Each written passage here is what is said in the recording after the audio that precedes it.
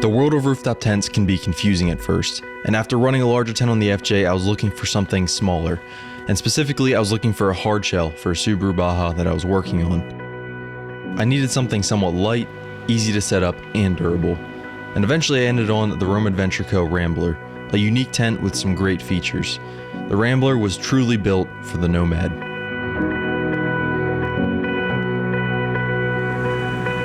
And as you can see, the Rome Adventure Co. Rambler is sitting on top of my Subaru Baja, and eventually it is going to be on the FJ, but for now we're just going to dive into the Rambler and what it's about. Now, most tents you see will be clamshell, or they'll be fold out, or maybe a combination of both, but I would say this is a very unique design as far as the whole thing pops up and you have more room than a clamshell. And in order for it to pop up, it has 4 gas struts in each corner, and those are very heavy duty gas struts, and I do believe you can put weight on top of this tent as far as solar panels, bikes, whatever you desire to mount up there, and we'll get into that later. This tent comes with a ladder bag, a shoe bag, 4 sticks for the awnings, and an awning stick bag. And inside the tent, it also has a 2 3/4 inch dense foam mattress, and we'll dive into the comfortability of that later. And as far as the viewability goes, there is a 360-degree viewing availability inside the tent, and that is if you zip down the 2 adjacent windows where you can see kind of each side, and also the doors / windows where you put the ladder and you can go in. And as far as storage goes, it has 2 storage pockets on each side, as well as a net up on top that's hung from the roof, which comes in handy as far as clothing or anything light you can just store up there and forget about it. The dimensions of this tent when closed, as you can see right now, is 84 inches in length, 50.5 inches in width, and 11 inches in height. And once popped up, the actual sleeping area is 81 inches in length, 48 inches in width, and 36 inches in height. And finally, the last important spec that many of you overlanders want to know is the weight. And this thing comes in at around 130 pounds, so it is lighter than most tents, but it's not the lightest tent on the market, which is totally fine for what it includes. Now, as far as the pros and cons, this segment will help you decide if this tent is for you. So, pros, like I said before, it is very unique. I don't see any other tents like this design on the market. Obviously, there's some that function similar, but none that look like this. And I do like the look of this thing.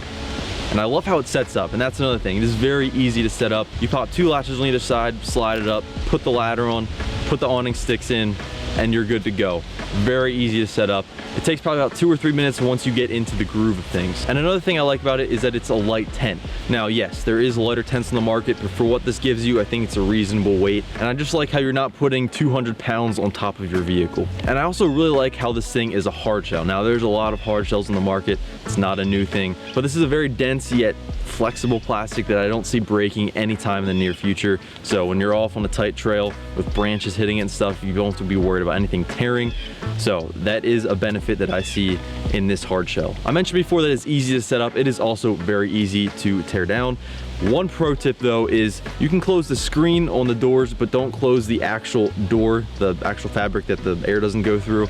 Don't close that when you're going to close it down because you need the air to escape. When I first started using this thing, I started just pushing it down with everything closed. And you have to just sit there and pull it down and let the air out. So just leave the inside flap open, that way air can just get out, and it makes it a lot easier. So that's a quick pro tip for you guys. And like I mentioned in the specs, it does have a 360-degree viewing area. So in the mornings, you can just kind of sit there with the windows open and enjoy the view if there's a beautiful view, or even if you're just in the middle of a forest, it's cool too. But yes, it is very nice to have a 360-degree viewing area. And moving on to storage, there is a lot of areas for storage in this thing. Like I said, there's 2 panels on either side that have pockets, 2 pockets in each, where you can store things. So at night, I usually store like my keys, my flashlight, my phone in those pockets, just things that I can quickly grab if I need it. But yeah, just a lot of storage in that aspect. And the cargo net is super handy because I always throw just clothes up there, and that way they're not next to me, they're not around me, they're just above me. Yes, you can't throw anything heavy in that cargo net up top, or else it will sag and you probably sit up in the morning and hit it, which isn't a big deal. But yes, you can put light things in that cargo net and keep it out of your way. And as far as room for yourself goes, this thing has more room than a clamshell, obviously, because a clamshell opens up at a 45. This thing, the whole thing raises up, so you have a lot more foot room. And depending on where you're parked, if it's level one way, or if you're just more comfortable sleeping another way, you can kind of flip sides. You don't have to only be able to sleep with your head at one end. So that is very nice to have that extra room. Another thing that people don't really talk about is anti-condensation mat. So it's basically the mat that goes on the roof and also on the floor, and that thing does not get condensation. Like, I've been in cold weather where I should get condensation and it doesn't get wet. Not sure how that works, but it does work. So it isn't just a scam, it actually works.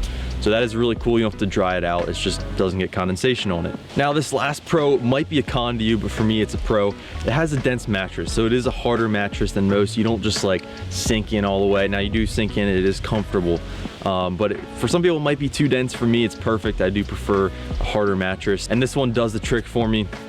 Like I said, some people do get extra thinner, but like plushier mattresses that they put on top of it, because you can do that. You can store things inside when this tent is closed. So if you have a little thin mattress you want to put in, you can put that over top for more comfortability and just leave it in there when you close it up. Now, moving on to the cons, there is a few of these.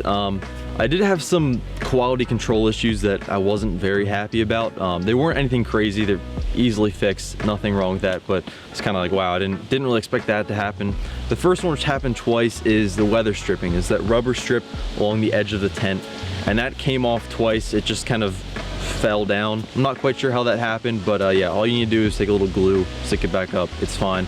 I didn't actually glue it yet, so that's why it happened twice. It happened once, and then yeah, it happened again because I didn't glue it. And the other thing that it saw as an issue, which actually was my fault, so I don't really want to blame this on them, but you do have to be careful when putting this down. Back in Maine last year, Jared actually had this on his Jeep, and the first night and the first time we tried it, we both tried to put it down from either end.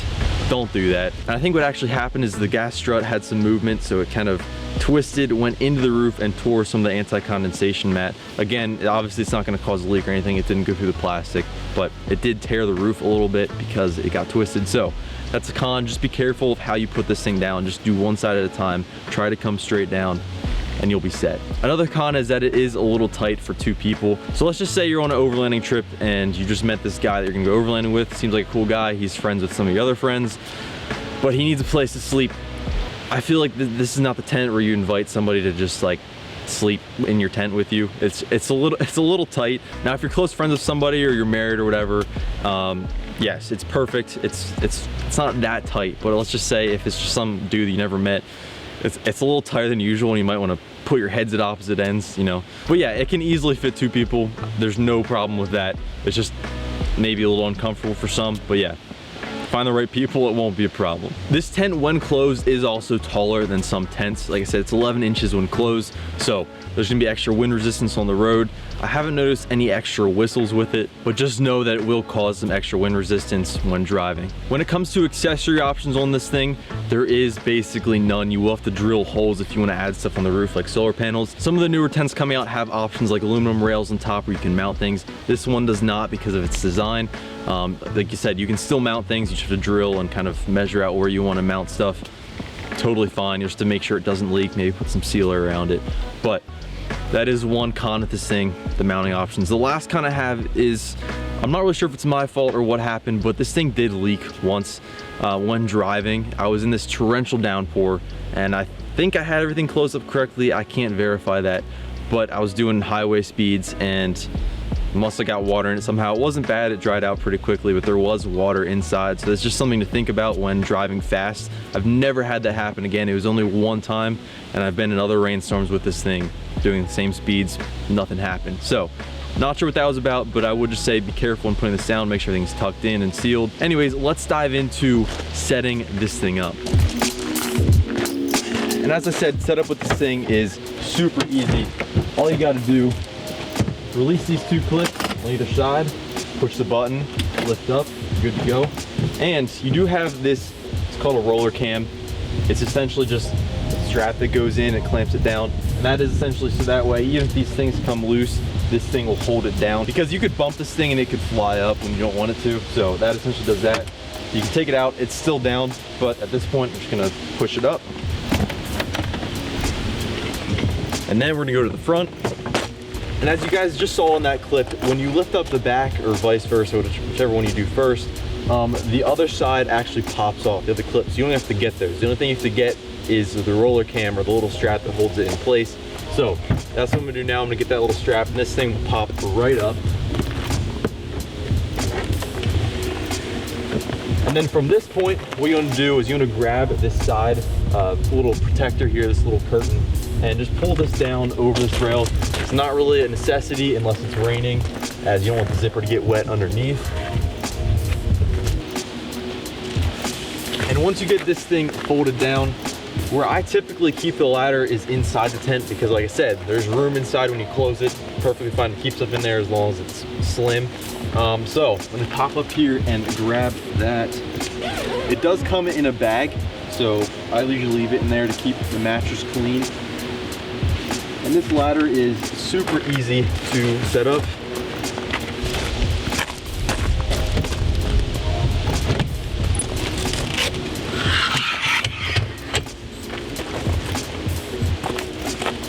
All right, so now that is set up, I will get the bag with the holes in it, and you should see 4 poles. These are standard to basically all rooftop tents. You have poles to put out the awning, so pretty simple. Not even really go in depth on these because there's nothing to them. Put it in this little hole in the corner, bend it a little bit, and then put it in the little slot on the side of the tent. And that's how you get the awning up. Cool, then I'm gonna crawl in and get the other side.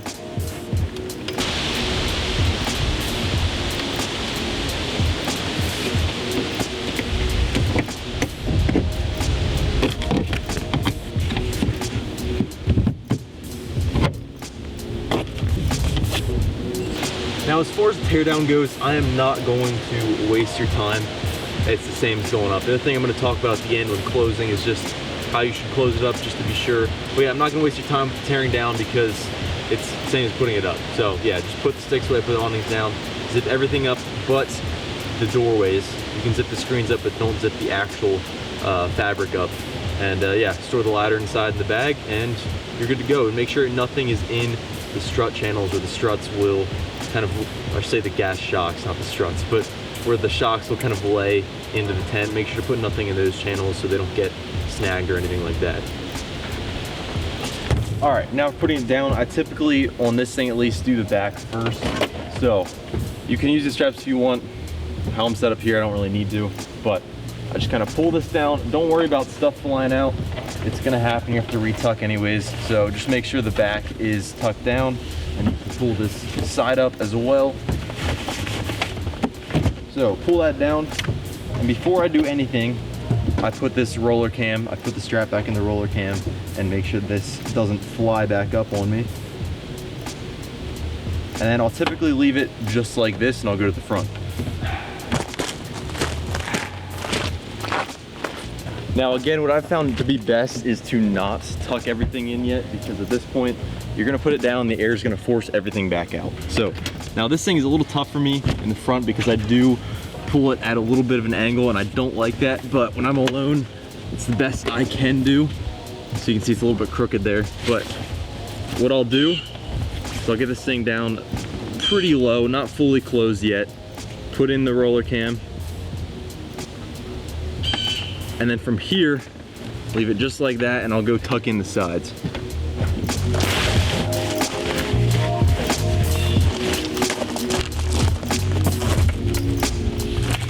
And then once your side is tucked in, you are good to clamp this thing in. I'll usually do the back first.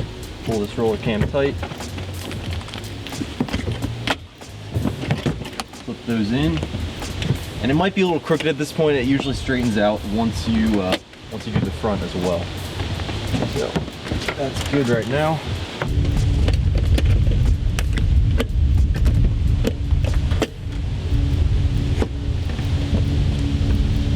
Boom, and then you are good to go. That's essentially all you need to do to set up and tear down the Rome Adventure Co. Rambler. So who is the Rambler for? And I would say this, I would say if you're solo or if maybe you're a couple traveling around, the Rome Adventure Co. Rambler is for you. This is a smaller tent, perfect for couples, perfect for solo. It provides just enough space while also being small enough to just keep things small and light. And that's what I do love about this tent. And it's also for people who want an easy setup and tear down. There's a lot of tents on the market that take a while. They may have other benefits, but they do take a while to set up and tear down. This thing is very quick, like I talked about, and as you saw, And people who want that, this is probably the tent for you. And people who are off-roading and doing some overlanding, this is also the tent for you, as you're probably gonna run into some trails that have, you know, thick underbrush and branches everywhere and stuff that could easily rip up your tent. This thing will protect the tent as it is a hard shell. And lastly, it is for people who don't want to sacrifice room. There's a lot of clamshells in the market that are dope and are easy to set up, super quick.